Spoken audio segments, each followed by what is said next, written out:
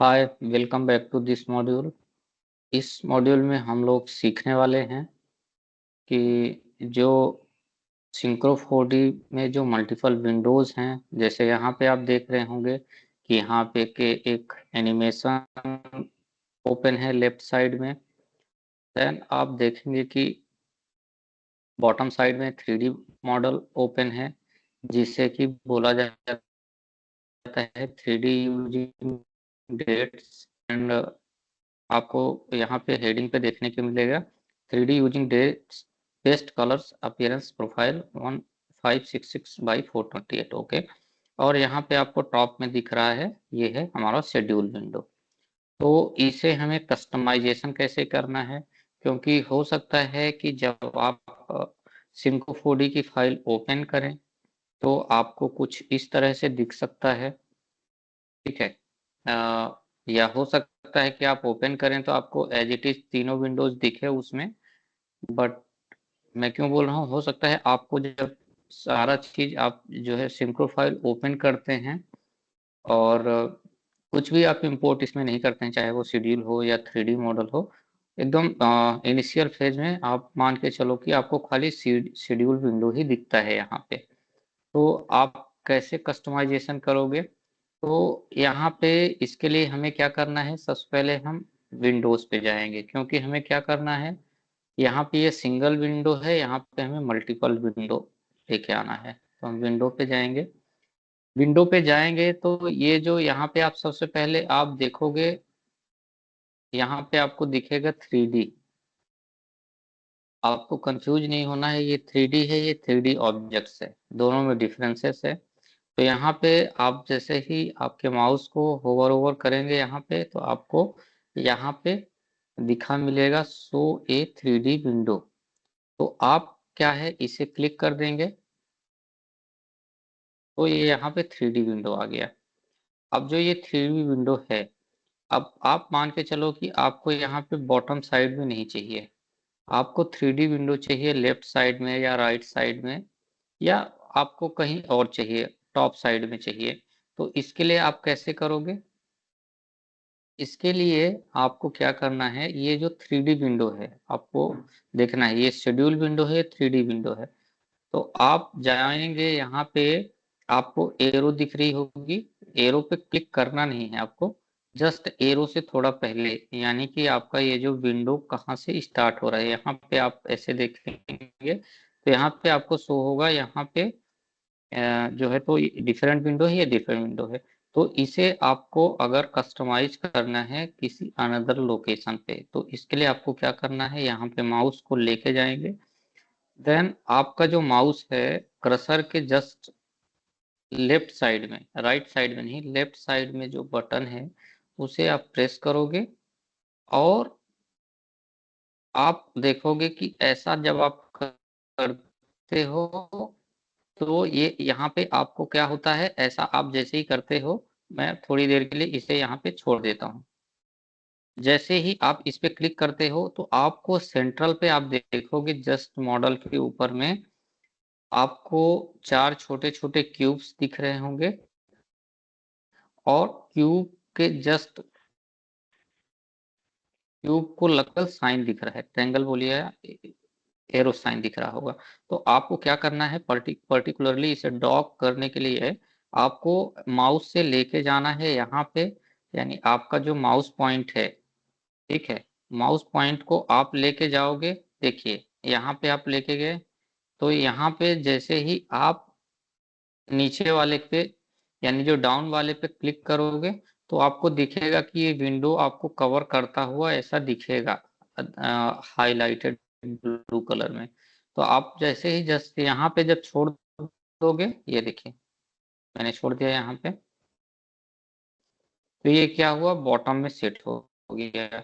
But आप आपको ये लेफ्ट साइड में चाहिए तो आप क्या करोगे, ये आपके माउस को लेफ्ट साइड में लेके चले जाओगे। ये देखिए लेफ्ट साइड में ये जो क्यूब बना हुआ है, तो ये क्यूब के पास जैसे ही मैं यहाँ पे छोड़ दूंगा तो ये लेफ्ट साइड पे ये डॉक हो जाएगा। देख लेते हैं इसे भी। देखिए आपका लेफ्ट साइड में आपका 3D मॉडल आ गया, एंड जस्ट राइट साइड में आपका शेड्यूल आ गया। अब फिर से हम ट्राई करते हैं इसे, फिर से आप इसे लेके आओगे एंड आप मैं इस बार टॉप साइड में कर देता हूँ। तो मैं जैसे ही इसको लेके माउस को लेके ये यहाँ पे ये जो 4 क्यूब से 4 में जो सबसे ऊपर ऊपर वाला क्यूब है यहाँ पे माउस को ले जाके ऐसे छोड़ देता हूँ मैं।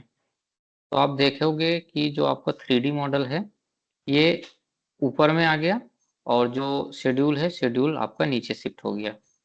अगेन इसे लेके आते हैं हम। आई थिंक अभी आपको समझ में आ गया कि इसका जो फंडा है, फंडा कैसे वर्क करता है। तो मैं अभी फिर से यहाँ पे नीचे रख देता हूँ, क्योंकि मैं सजेस्ट करूँगा कि आप हमेशा शेड्यूल को ऊपर में रखिए, आपका 3D मॉडल नीचे रखिए, या फिर वो आपकी चॉइस है। ठीक है, मैंने आपको दिखा दिया कि कैसे करना है। यहाँ पे मैंने डॉक कर दिया बॉटम साइड में, अब इसे छोड़ दिया। अब यहाँ पे हम देख रहे हैं कि 2 ही विंडो है, क्या है? ऊपर शेड्यूल है एंड जस्ट बॉटम साइड में क्या है? 3D मॉडल है। ओके, अब इसमें आपको और भी ऑप्शन दिखेंगे। ये रिसोर्स है, रिसोर्स तो आपको बताया था, रिसोर्स का जो पर्पज है किसके लिए है कि यहाँ से आपको ऑटो मैचिंग रूल अप्लाई करके आपका जो भी शेड्यूल है, शेड्यूल में जो टास्क है उसको आपको 3D मॉडल के साथ सिंक्रोनाइज करना है। ठीक है, देन आपको यहाँ पे डिफरेंट दिखेंगे, रिसोर्स ग्रुप्स दिखेंगे, टास्क प्रॉपर्टीज दिखेगी, सबके बारे में एक एक करके देखते हैं। अब सेकंड जो इम्पोर्टेंट चीज है मेरे लिए वो है 3D ऑब्जेक्ट्स। 3D ऑब्जेक्ट्स का मतलब क्या है कि ये जो 3D आपका मॉडल है इसके जो भी ऑब्जेक्ट्स हैं वो आपको बताया था एक ट्री के फॉर्म में ऑब्जेक्ट्स दिखेंगे, हेरारिकल फॉर्म में। दैट मीन्स आपका कॉलम दिखेगा, फिर कॉलम में भी आपको फ्लोर वाइज रहेंगे या फिर उसमें कॉलम का साइज वाइज, कैटेगरी वाइज उसको वो इनबिल्ट इसमें सिस्टम है वो डिफाइन करता है। तो मैं अभी यहाँ पे 3D ऑब्जेक्ट्स पे क्लिक कर देता हूँ। आप देखेंगे कि लेफ्ट साइड में आपका 3D ऑटोमेटिकली डॉक हो गया। अगेन आपको इसे अगर इसका पोजीशन आपको चेक करना है फिर से आगे माउस को फिर माउस में आपका क्रसर के जस्ट बगल में जो लेफ्ट साइड की जो बटन है उसे पुश करोगे, पुश करके आप उठा के आप अ, आपकी रिक्वायरमेंट के हिसाब से आप इसे डॉक या अनडॉक कर दोगे। ओके, ये हो गया 3D ऑब्जेक्ट्स। देन अब हम चलते हैं 3D ऑब्जेक्ट्स के बाद में। ओके, अब मुझे एक मेरे हिसाब से जो इम्पोर्टेंट प्रॉपर्टीज मैं लेता हूँ, टास्क टास्क प्रॉपर्टीज। ओके, मैं इसे क्लिक कर देता हूँ। अब ये आप देखेंगे कि टास्क जो प्रॉपर्टीज है ये राइट साइड में ये हो गई। तो अभी मुझे क्या करना है कि इसे राइट साइड में नहीं रखना है। मेरा जो इसका उद्देश्य क्या है राइट साइड में नहीं रखने का, क्योंकि मैं यहाँ पे जो यूजर फील्ड ग्राफ है या मैं बोल सकता हूँ कि जो ईवीए ग्राफ है उसे मुझे यहाँ पे लेके आना है।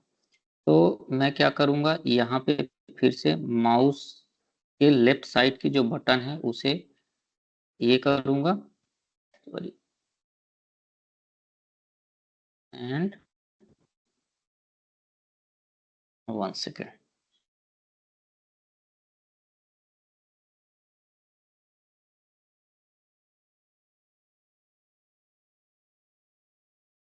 ओके, मेरे ख्याल से जो टास्क प्रॉपर्टीज है,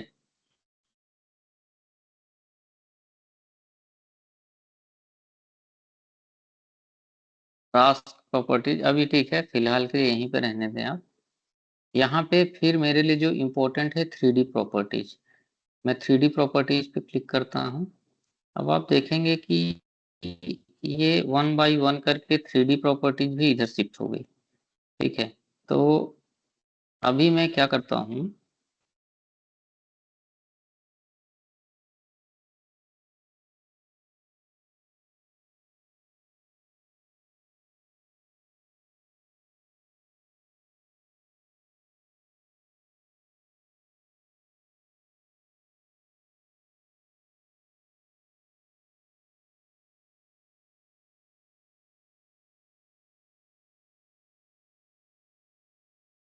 अभी क्लोज कर दीजिए आप।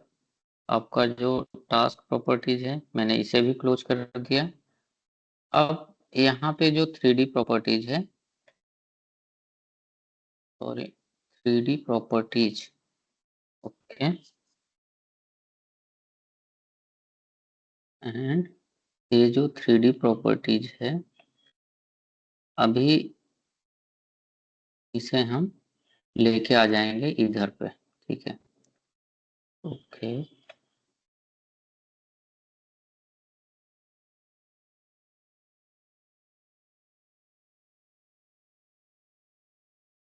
ये मैं लेके आ रहा हूँ, इसे मैं क्या करता हूँ ना, सेंटर पे रख देता हूँ। आपको याद रखना है, साइड पे नहीं रखना है, फालतू में स्पेस कवर करेगा। तो यहाँ पे लेके आया मैं, कहाँ पे, सेंटर पे इसको रख दिया। तो जैसे सेंटर पे रख दिया तो आपको यहाँ पे देखिए 3D ऑब्जेक्ट्स दिखेगा। जब आपको 3D ऑब्जेक्ट्स नहीं देखना है, 3D प्रॉपर्टीज देखना है, 3D प्रॉपर्टीज दिखेगी, ओके। अब मैं लेता हूँ टास्क प्रॉपर्टीज को।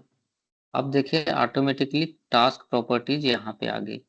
यानी मैंने क्या किया, पहले 3D प्रॉपर्टीज को लिया, 3D प्रॉपर्टीज यहाँ पे चली गई, फिर वही मैंने लेफ्ट साइड माउस की बटन को प्रेस करके उसको, माउस को होल्ड करके और थोड़ा सा इसको ऐसे ही लेते हुए लेके यहाँ पे आके इसको डॉक कर दिया। तो ये हो गई टास्क प्रॉपर्टीज। अब task properties, 3D properties and 3D objects, okay.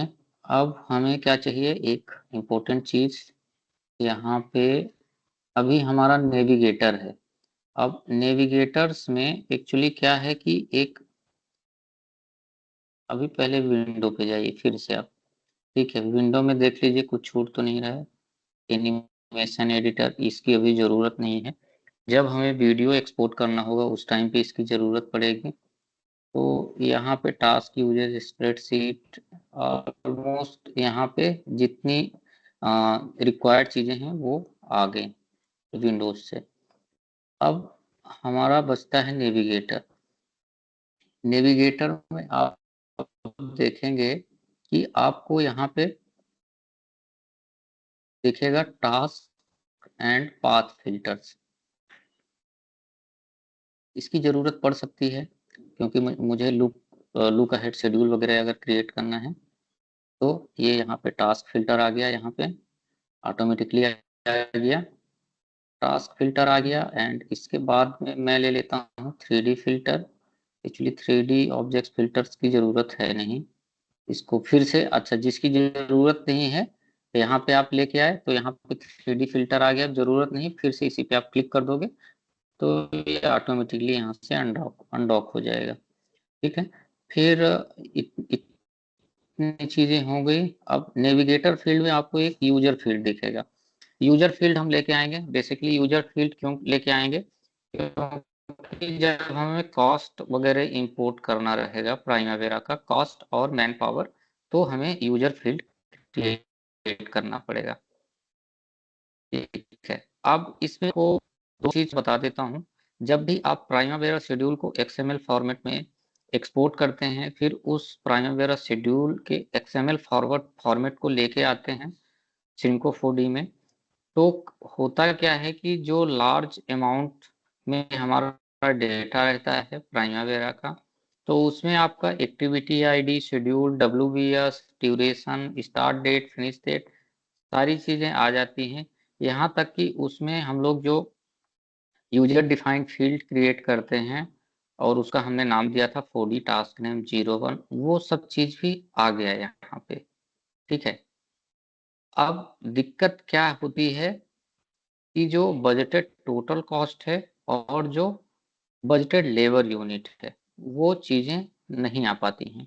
तो उन्हें हमें कैसे लेके आना है, उन चीज़ों को लाने के लिए हम फिर से प्राइमावेरा अपनी ओरिजिनल फाइल पे जाएंगे, वहां से हम एक्टिविटी आईडी एंड हर एक एक्टिविटी आईडी का बजटेड टोटल कॉस्ट और बजटेड लेबर यूनिट्स एक्सेल में एक्सपोर्ट कर देंगे प्राइमावेरा से। उसके बाद क्या है, एक्सेल फाइल को ये इजीली एक्सेस हो जाती है इसमें, तो हम फिर एक्सेल फाइल को इसमें लेके आएंगे। बट एक्सेल फाइल में लेके आएँगे तो जो बजटेड टोटल कॉस्ट किसके साथ मैच करेंगे? तो इसके लिए हमें क्या करना पड़ेगा कि इसके लिए जो हमारा यूज़र फ़ील्ड रहेगा ना, तो हमें यूज़र फ़ील्ड में जाकर के ही हमें क्रिएट करना पड़ेगा। अभी जैसे मैं यहाँ पे गया मैं, ठीक है? यहाँ पे राइट क्लिक करूँगा, यहाँ पे ऐड का ऑप्शन आएगा। तो मैं यहाँ से यूज़र फ़ील्ड को ये अभी आगे देखेंगे, यूज़र फ़ील्ड के बारे में कैसे क्रिएट करना है। तो हम यहाँ पे यूज़र फ़ील्ड क्रिएट करेंगे और यूज़र फ़ील्ड का name as it is they देंगे, जो हमारा जो कॉलम का नेम रहेगा एक्सेल फ़ाइल में। उसके बाद हम वो यहाँ पे इम्पोर्ट करेंगे और यूज़र फ़ील्ड में आपको डेटा टाइप ये सब सेलेक्ट करना है, वो हम देख लेंगे अभी नेक्स्ट वीडियो में। तो ये चीज़ें हो गई, मेरे हिसाब से इतनी चीज़ें ही काफ़ी हैं, क्योंकि हमें फालतू में स्पेस यहाँ पे ज़्यादा लेना नहीं है, ठीक है? अब चलिए देखते हैं, अब क्या होगा कि अब हम फिर से चले जाते हैं विंडोज़ पे। अब हम यहाँ पे ईवीए ग्राफ पे क्लिक करेंगे। ईवीए ग्राफ यहाँ पे आ गया, बट ईवीए ग्राफ हमारा इस पे वर्क नहीं करेगा। ईवीए ग्राफ वर्क आपका तभी करेगा जब आप इसमें manually plan value, earn value, actual cost ये सब यहाँ पे ऐड करेंगे। मैनुअली 8000 एक्टिविटीज़ के लिए ऐड करना, तो ये मेरे हिसाब से ये तो बहुत मुश्किल टास्क है। तो मैनुअली ये मैं करने वाला नहीं हूँ। मैं जो सिंपल तरीका यूज़ करता हूँ, वो क्या करता हूँ, ईवीए ग्राफ को यहाँ क्लोज़ कर दो, यूज़र फ़ील्ड ग्राफ लेके आ जाएँगे हम यहाँ पे, ठीक है? यूज़र फ़ील्ड ग्राफ लेके आ गए, sorry again earn value graph आ गया, ओके। यहाँ पे यूज़र फ़ील्ड ग्राफ को अभी अनडॉक करिए, फिर से लेके आइए यूज़र फ़ील्ड ग्राफ को।